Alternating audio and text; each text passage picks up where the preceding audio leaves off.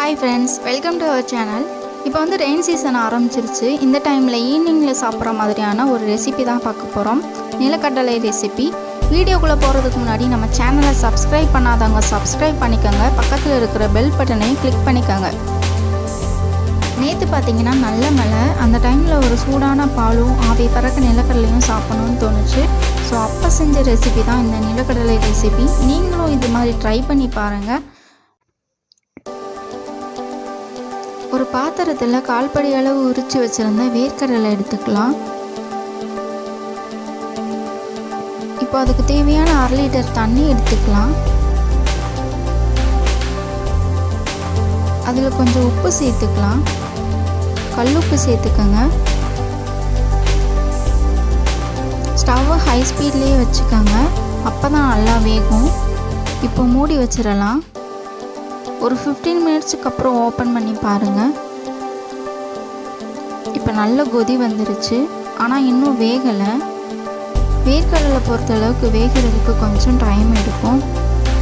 அந்த தண்ணீர் நல்லா வத்துற அளவுக்கு வேக வைங்க. அந்த தண்ணீர் நல்லா வத்துனா தான் வெந்திருக்குன்னு அர்த்தம். எதையுமே வேக வைக்கும்போது அடிக்கடி கரண்டி விட்டு கிண்டாதீங்க. நீங்கள் அடிக்கடி கரண்டி விட்டு கிண்டனா அது சீக்கிரமே வேகாது. ஸோ கரண்டி யூஸ் பண்ண வேணாம். இப்போ பார்த்தீங்கன்னா முக்கால்வாசி வெந்துருச்சு. இன்னும் ஒரு 5 மினிட்ஸ் வேக வச்சாலே போதும். இன்னும் ஒரு 5 மினிட்ஸ் வேக வச்சா நல்லா வெந்துடும். ஸோ இதை அப்படியே விட்டுட்டு ஒரு 5 மினிட்ஸ்க்கு அப்புறம் ஓப்பன் பண்ணி பாருங்கள். இப்போ பார்த்தீங்கன்னா தண்ணி எல்லாமே வத்திருச்சு. வேர்க்கடலையும் நல்லாவே வெந்துருச்சு. இப்போ ஸ்டவ் ஆஃப் பண்ணிடலாம். இப்போ ஒரு வடிகரண்டியை வச்சு வேர்க்கடலையை மட்டும் தனியாக ஒரு பாத்திரத்தில் எடுத்து வச்சுக்கலாம்.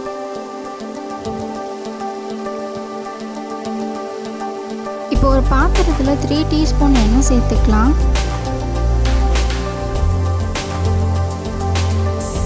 எண்ணெய் நல்லா காஞ்சதுக்கப்புறம் கடுகு உளுந்தம் பருப்பு சேர்த்துக்கலாம். கடுகு நல்லா பொரிஞ்சதுக்கப்புறம் 2 கைப்பிடி அளவு சின்ன வெங்காயமும் 3 காஞ்ச மிளகாவும் சேர்த்துக்கலாம்.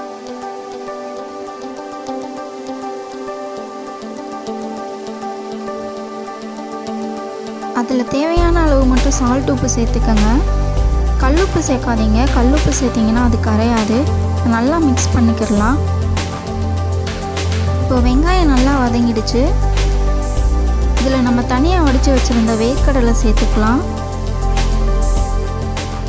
இப்போ நல்லா மிக்ஸ் பண்ணிக்கிடலாம். இப்போ பார்த்திங்கன்னா நம்ம எதிர்பார்த்த மாதிரியான ஒரு வேர்க்கடலை ரெடி ஆயிடுச்சு. சிலர் வந்து இதில் மசாலா சேர்ப்பாங்க. ஆனால் பாலுக்கும் டீக்கும் சேர்த்து சாப்பிடும்போது வித்தவுட் மசாலா தான் நல்லாயிருக்கும்.